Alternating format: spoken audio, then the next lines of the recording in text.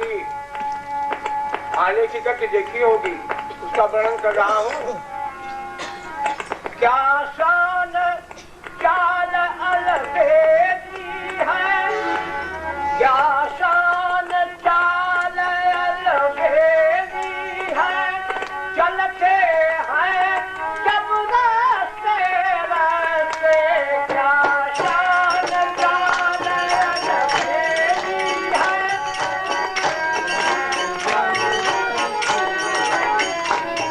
क्या शान चाल अलबेली है, चलते हैं जब रास्ते रास्ते, रतन पर माधुरी बरसत है, रतन पर माधुरी बरसत है,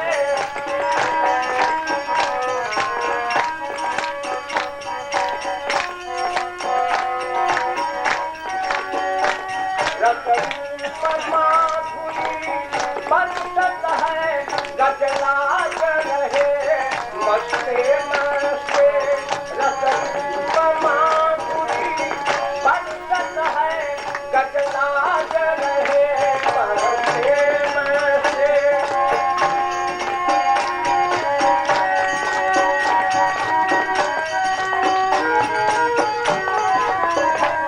किन देखा किनके चित्तरतन, अनमोल बिके सस्ते सस्ते, किन देखा किनके चित्तरतन, अनमोल बिके सस्ते सस्ते, खिले सर नारायण ने, निखले सर नारायण ने, छीन लिया हंसते हंसते, निखले सर नारायण ने, छीन लिया हंसते हंसते।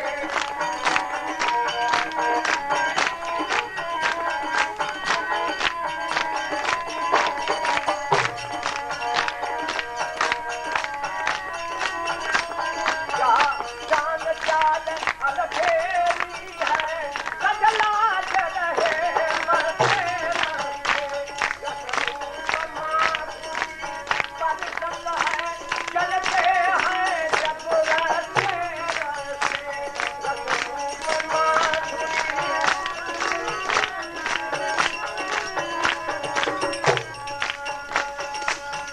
हम साधकों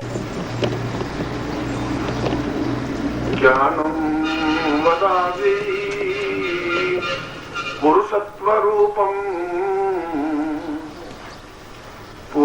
पूर्णस्वरूपं गुरुवै वदान्यम् ऐं रूप क्लीं रूप श्रीं रूप नित्यम् ह्रीं रूप गुरुवै नमामि नमामि।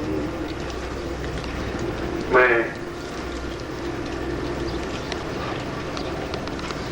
गणाध के इस श्लोक के साथ एक नवीन चिंतन और विचार आपके सामने प्रस्तुत करता हुआ, गणाध ने इस श्लोक में बिल्कुल एक नवीन चिंतन उपस्थित किया है कि जब संसार में पूर्ण एक ही सत्ता है, पूर्ण ब्रह्म है और ब्रह्म के अलावा कोई सत्ता ही नहीं है, तो मैं तो केवल एक ब्रह्म को मानता हूं और वही आदि है, वही मध्य है, वही अंत है, वही सृष्टि का उत्पत्ति कारक है, वही सृष्टि का नियामक है, वही सृष्टि का संहारक है। और ऐसा ही ऐं रूप और क्लीं रूप और ह्रीं रूप रूपी ब्रह्म को प्रत्येक शिष्य के शरीर में, प्राणों में और चेतना में समाहित करता हुआ गणाध कह रहे हैं कि मैं अपने शिष्यों को, अपने साधकों को आशीर्वाद देता हूं कि वे पूर्ण ब्रह्ममय बन सकें। और मैं भी गणाध के शब्दों में आपको आशीर्वाद देता हूं कि आप पूर्ण ब्रह्ममय बने।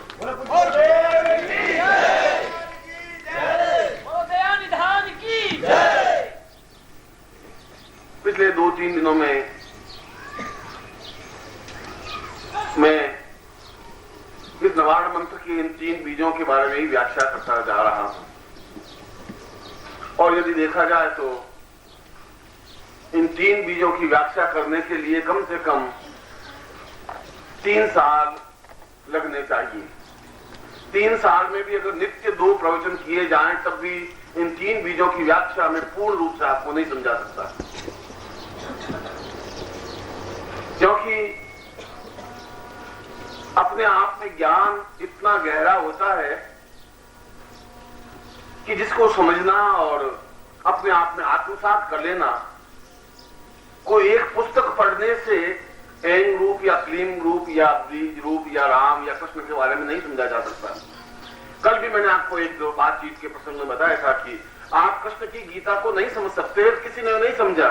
यदि ऐसा कहा तो मैं कोई अहंकार नहीं कर रहा था, अहंकार मेरे जीवन में है ही नहीं। मैं सोचता हूं कि मैं अपने जीवन में अत्यंत विनम्र हूं और शिष्यों के प्रति भी उतना ही नम्र हूं जितना ईश्वर के प्रति नम्र हूं, क्योंकि वह भी ईश्वर की सत्ता है, सृष्टि है।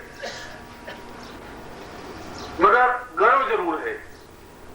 घमंड और गर्व में बहुत बड़ा अंतर होता है। गर्व इस बात का है कि वास्तव में ही उन लोगों ने गीता को नहीं समझा। गीता जैसा अद्वितीय ग्रंथ और श्रेष्ठतम ग्रंथ तो करोड़ों करोड़ों शताब्दियों से कभी कभी लिखा जाता है। रामायण में भी लिखी जा सकती है, वह तो एक इतिहास। उस इतिहास में कोई नवीन तथ्य नहीं है। राम पैदा हुए, राम कहां जाकर समाप्त हो गए, उसकी पूरी राजाओं की एक वंशावली है। जैसे उमेश सिंह जी की राजा की वंशावली हो या हरिवंश राजा की वंशावली हो, वैसे रामायण एक वंशावली है। उसमें कुछ क्षेपक जोड़ दिए, कुछ उतार दिए हैं। और ऐसा कहकर के मैं रामचरितमानस की सराहना करता हूं कि वशिष्ठ ने और तुलसीदास ने अद्भुत काव्य ग्रंथ काव्यमय भाषा में लिखा। और इसलिए अच्छा लगा, रामचरितमानस इसलिए अच्छा नहीं लगा तो बहुत अच्छा लिखा गया। यदि आप वाल्मीकि रामायण पढ़े तो आपको अच्छा लगेगा ही नहीं, बहुत कठोर और कर्कश है। हकीकत में तो रामचरितमानस वही है, रामायण वही है, क्योंकि वशिष्ठ उस समय थे जब राम थे।